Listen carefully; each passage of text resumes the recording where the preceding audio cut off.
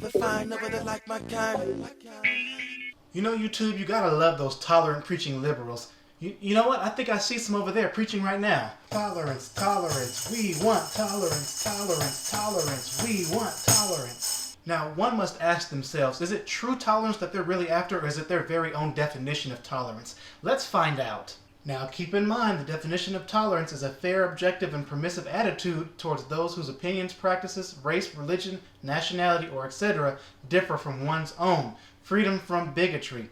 Now, this is not to be confused with acceptance, which is the act of taking or receiving something offered, or favorable reception, approval, or favor.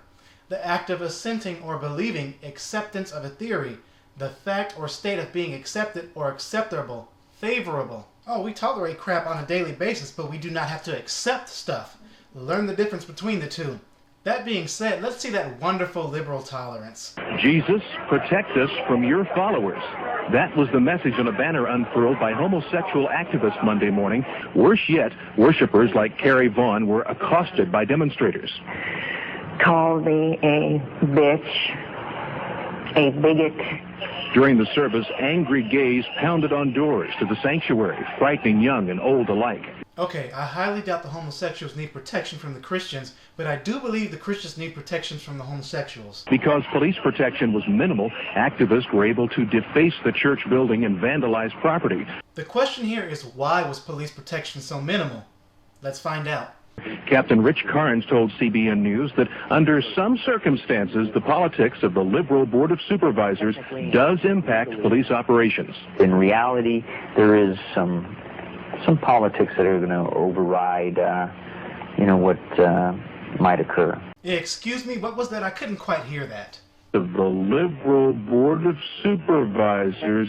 Oh, the liberal tolerance. Good stuff. I got it. We're going to try to fill all the available seats at the Board of Supervisors meeting in hopes of keeping the Christians out.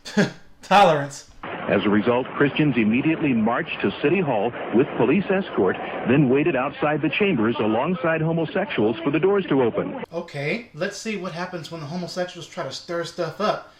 How do those intolerant, bigoted Christians respond? Great to call yourself Christian. You are not a Christ, you're a Beelzebub. In response to homosexual taunts, the ministers broke out in song.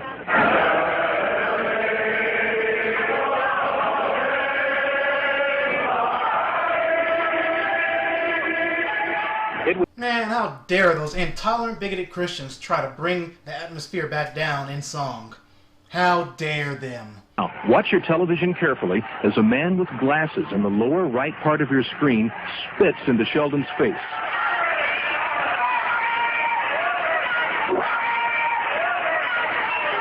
Oh, fret not, justice was surely served. Police immediately moved in and arrested the man, dragging him away. Homosexual activists were outraged by this. Okay, so I'm starting to get the picture of what true tolerance really is, via the liberal definition of it. So I need more to better get an understanding of what it truly means to be tolerant. During my freshman year, I started having trouble fulfilling assignments in the classroom. I was taking a diversity class in the social work department, and I had a professor request that we go and display homosexual behavior in the community.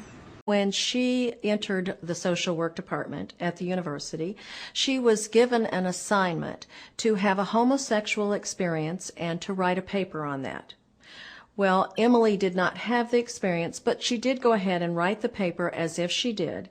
During my senior year, the main assignment for that class is that we do an advocacy project in the community. As part of the project, Emily's professor required students to sign a letter advocating gay adoption. I was appalled by the assignment that was given to Emily, that it was so polarizing. And to have a letter that goes out to the legislators of Missouri that was on university letterhead. You just don't do that as a professor. That is unacceptable. Emily did not sign that letter because, as you'll recall, she promised herself she wasn't going to compromise her beliefs, and she didn't. One can only imagine what is going to happen with this chick when it comes to the great liberal tolerance. I went as far as requesting a private meeting with my professor, but he refused a meeting with me. I received a phone call from the social work department head telling me that I wasn't going to just meet with her and my professor. I was going to meet with 7 professors. Bullying students and trying to apply peer pressure with 7-on-1 tactics is a great example of that wonderful liberal tolerance. She asked the professor if she could bring an advocate with her. He said no. Tolerance. She said, "May I bring a tape recorder with me?" He said no. Tolerance. She said, "May I bring my parents with me?" He said, "I'll let you know." Well, on the day of the grievance meeting, she showed up with both of her parents, who had both taken off of work.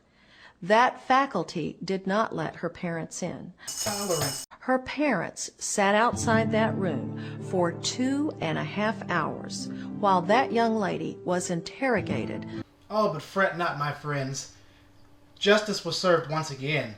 She filed a lawsuit against this college, and the head of the college agreed that he did a review into that section and shut down that section and fired some workers, and the tenured ones moved to another department. Not only did she earn a settlement, but she's still holding on to her morals to this day. But not everybody is as blessed as she is.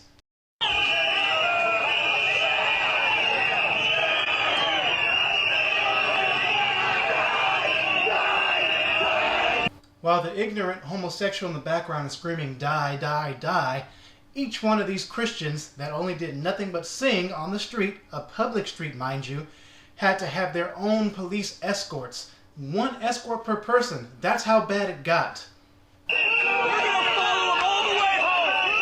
Tolerance. Tolerance. And we don't ever want them coming back. Ever. Do you understand the other Christians? Do you understand the other Mormons? I'm talking to you people. Yeah, you. So not only did these heathens threaten to follow them home, not only did they call the police pigs, effing pigs might I add, and not only were they intolerant for Christians to be on a public street that does not belong to these perverts, as 4G so plainly and correctly states, but here is one of the people talking about the situation herself. We'd been there for a couple of nights just singing worship songs. People would come up and stand with us and join us. We got to pray for some people, but on Friday night it just was different. We got there and started worshiping. It was kind of like you would walk into somebody's living room and people are just hanging out with a guitar, worshiping Jesus, just really peaceful. And a man came up after we'd been there for a little while and just began yelling and swearing at us and commanding us to get out of the Castro district. A few men came and they brought a large piece of cloth and covered us with cloth and cornered us into a corner. And they started swearing at us and yelling at us and just filled with hatred. And the crowd grew larger and larger and larger until it ended up being a few hundred people, and the bars had emptied out, and we're completely surrounded by people that are yelling at us. All of a sudden, me and another friend had hot coffee poured on our faces, and I thought that they were pouring boiling water on us until I could smell the coffee. And the girl next to me, somebody reached in and took her Bible, and she went and said, "I'm sorry, that's mine. Can I have it back, please?" And he hit her on the head with the Bible, pushed her to the ground, and began kicking her. Christine Cloud, how did she respond to that kind of violence? The police took him into custody, and they came up to me and they asked me if I wanted to press charges against this man, and I said no. Tell him that I forgive him. Tell him that I forgive him.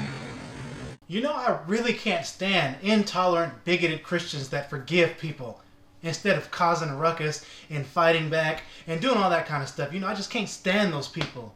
Alright, enough with the sarcasm and the games. As we can see here, the liberal definition of tolerance is completely off slant and wrong. True tolerance is when you can disagree respectfully, like I've only been able to do with a handful of atheists, sorry to say, but I have been able to do so. It's not that they're mature because they agree with me, because we disagree with some things or a lot of things, but we can do it in a mature manner. But hey, the best example in the world that we have right now is Carrie Prejean.